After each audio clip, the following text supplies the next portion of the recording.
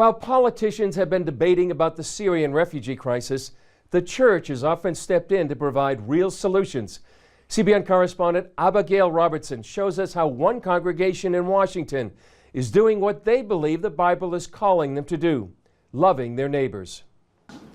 This may look like a regular prayer meeting, but those being prayed over might surprise you. A Muslim family recently resettled from Syria, who left their country when ISIS invaded their hometown and gunned down many of their neighbors. The family buried their 16-year-old son alive for hours during the raid to protect him from being forcibly recruited to the terrorist organization.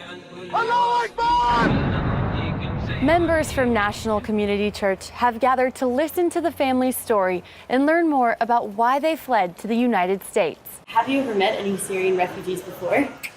No. I don't think so. Media gives a lot of, these are bad people, watch out for them,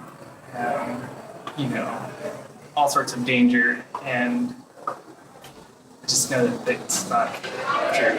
Pastor Dave Schmidgall and his wife Kate met the family shortly after they arrived in the U.S. They spoke no English and were placed in the expensive city of Washington, D.C. The resettlement agency covered expenses for only 3 months. The father, Bashir, once an electrician, now feels helpless. In Syria, he was very strong. He was a provider. He had a sure skill set in a profession.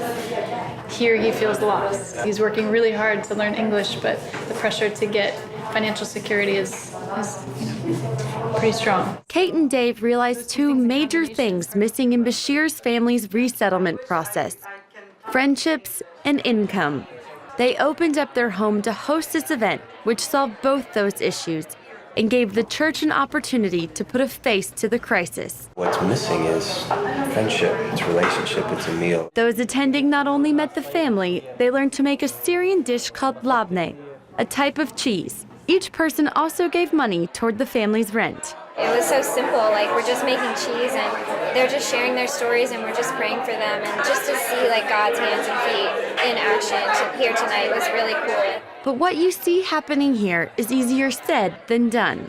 Across the nation, 73%, just the general population, it avoids or is uncomfortable with conversations with Muslims. It takes a little bit of risk to cut past the rhetoric and the opinions to get involved in areas that are controversial, but there are people behind these topics and these issues. Lead pastor Mark Batterson found that out after his wife returned from a refugee missions trip. Her heart started to break for what I believe breaks the heart of God. And when your wife has a heart for something as her husband, you get a heart for it. Pastor Batterson believes if churches move past the politics, they could change the course of this crisis. Sometimes we confuse political issues with biblical issues. My hope and prayer would be that the church would recognize this is one of the greatest crises of our generation, and how we respond to it might just define our future as the church.